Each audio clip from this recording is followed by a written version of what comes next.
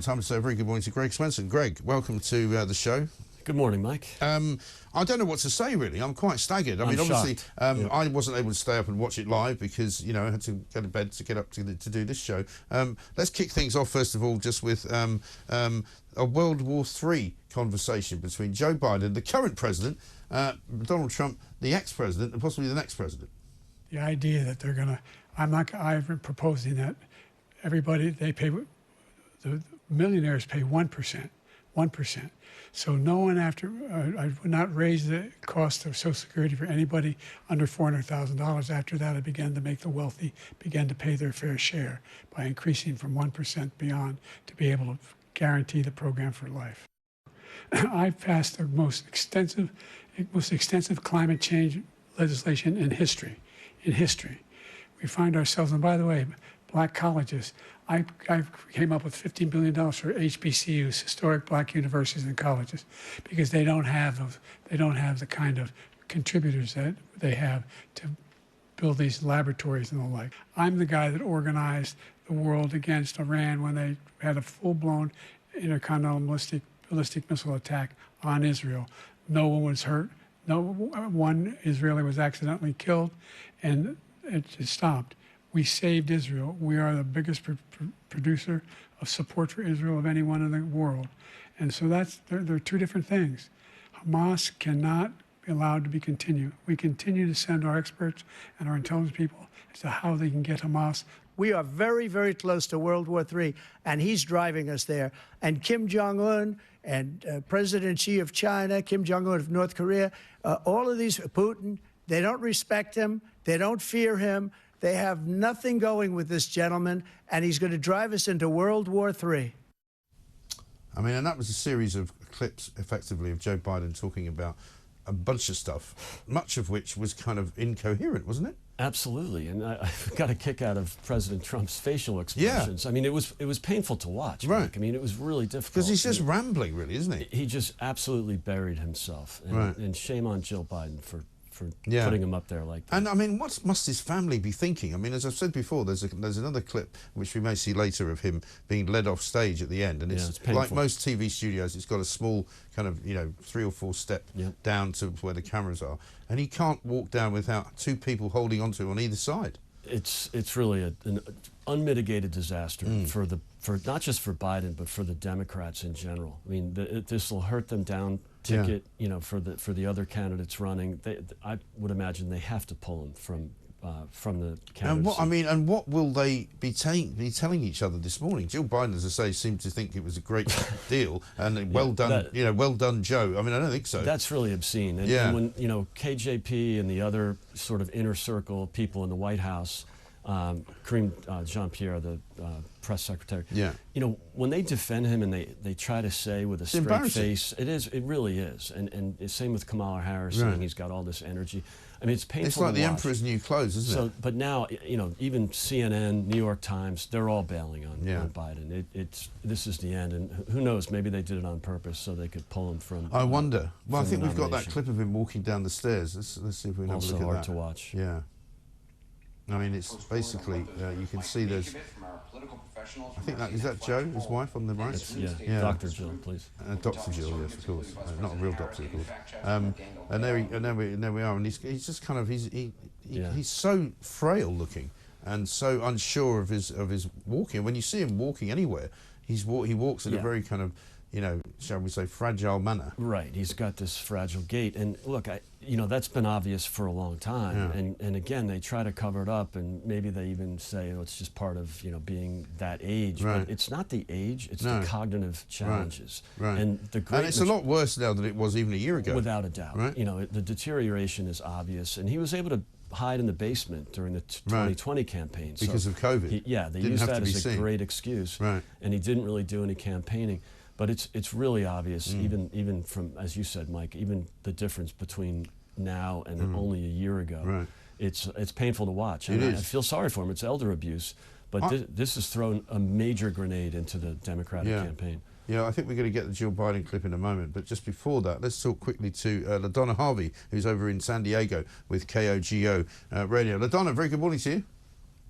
Good morning to you, Mike. I don't know if you've been able to hear what we've been saying, but basically, I mean, I'm saying after watching that last night and watching how Joe Biden seems incapable of even finishing a sentence, I'm not sure that he should even be still in the White House. Well, I think there are a lot of people who are asking that, and a lot of people who are probably very staunch supporters of his who are quite concerned at what America saw during that performance. We've seen a little bit of bumbling here, we've seen stumbling there, we've seen verbal gaffes here and there, but in 90 minutes, you cannot hide.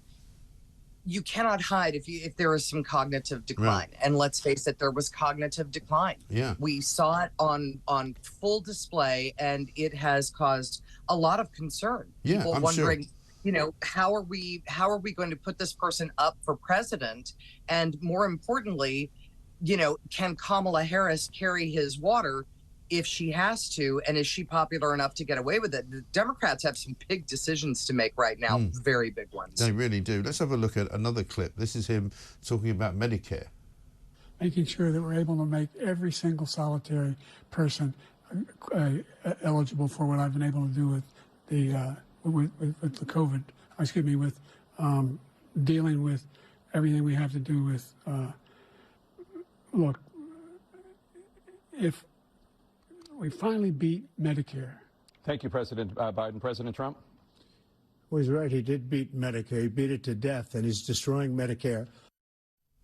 I mean, I think for me, that's probably one of the worst clips of all. Again, really hard to watch. Yeah, it really is hard to watch. And yeah. I mean, LaDona, I mean, how about this for a question? I mean, does anyone else have the power to remove him in terms of whether or not he should be president? I mean, what's the process there? The process is that you have to go through the Constitution, and I want to say it's the 25th Amendment, but don't hold me to it because I haven't had any sleep. And it is the 25th. It's still making more sense than Joe Biden, exactly. Don't worry. Right. So there would be a process there that we would have to go through. I think the most obvious thing that would have to happen at this point is that his people are going to have to pull him out. They're going to have to pull him out and say, we're running somebody else. It's either going to be Kamala Harris or it's going to be Gavin Newsom. Yeah. Those are the only two, I think, that have the name recognition and the power to jump in at this late period of time. Right. And that's also pretty terrifying. And you have to have somebody who can run. Yeah, exactly right. But of course, first they'd have to get past Jill Biden because she doesn't agree with any of us. Let's have a look. Yeah. Joe, you did such a great job. You answered every question. You knew all the facts. And let me ask the crowd, what did Trump do? Why? Dear me. I mean, what was she watching? Yeah. And who are those people cheering? And sorry, just no credibility when you say stuff like that. And you know, Karine Jean-Pierre does this all the time, and it doesn't help their cause at all. No.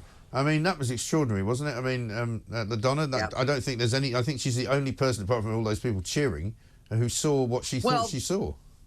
It's damage control at this point, and that's what Jill Biden's going to do. That's what Karine Jean-Pierre's going to do. That's what the White House and his campaign are going to have to do, is just sheer damage control. I mean, we've learned that he may have had a cold and that could have affected the debate performance.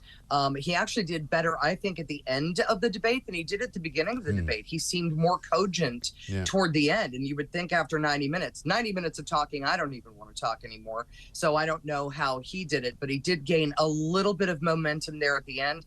I don't think it was enough, though, to pull him out of the hole that he dug for himself at the beginning. I just don't see a way out of this for Joe Biden. No, and because, Greg, I mean, these clips are there for posterity. You know, they're not going away. No. And anybody who wants to look at them can look at them. And as people were saying earlier, what are the rest of the world making of it? You know, what are the heads of state in Iran, in China, in North Korea, in Russia? What are they all saying? It looks like, I mean, they must think it's a complete joke, right? America looks really weak right now. Forget about the nomination. I mean, I'm not sure he should finish his term. You know, Donna brings up a good point about the 25th Amendment. It's difficult to do. It's never been done, actually. But, you know, you really have to have his inner circle pull the plug on him. And that's what the 25th Amendment requires. It requires his cabinet to pull the plug. And this is going to be difficult. I'm not sure that mechanism is perfect for this case, but he should do it voluntarily. And Dr. Jill should get on board too. It doesn't look like she will. Doesn't look like she wants to get out of the White House, though. No, she's going to be she loves the power. Gordon Brown sitting there in 2010 going, I'm not leaving Downing Street. But what they have to admit now is he will lose to Donald Trump. There's no doubt about that now. I mean, you probably would have lost anyway, but this absolutely buried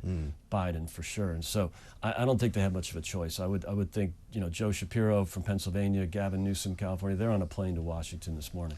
Yeah. I would wonder so. And how will that be received, LaDona, in terms of, you know, Kamala Harris has always been someone that's not really been out there, out front. She hasn't really been given any great responsibility. She's never really been a spokesperson for the United States of America, not even for the White House, really. I don't think America would like to see her as a president, would they?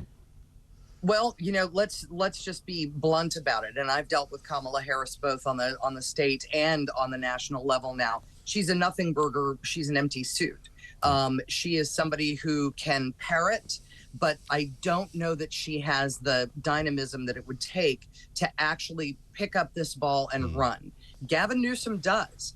And Gavin Newsom could be a real threat to Trump because he's very much on the ball and he is not afraid of anything. So I think that if you're the Democratic Party, you have to look at who's going to be able to carry that ball over the finish line. And it's not Kamala Harris. It will never be Kamala Harris. She's not bright enough to do this. I'm sorry to say it, but I'm not going to be the only one who does. No, exactly right. I do like that phrase, nothing burger. Very good, very apt indeed. LaDona, thank you very much indeed. Go get some sleep if you can before you have to go and do a show. Thank you very much indeed. LaDona Harvey from KOGO in San Diego.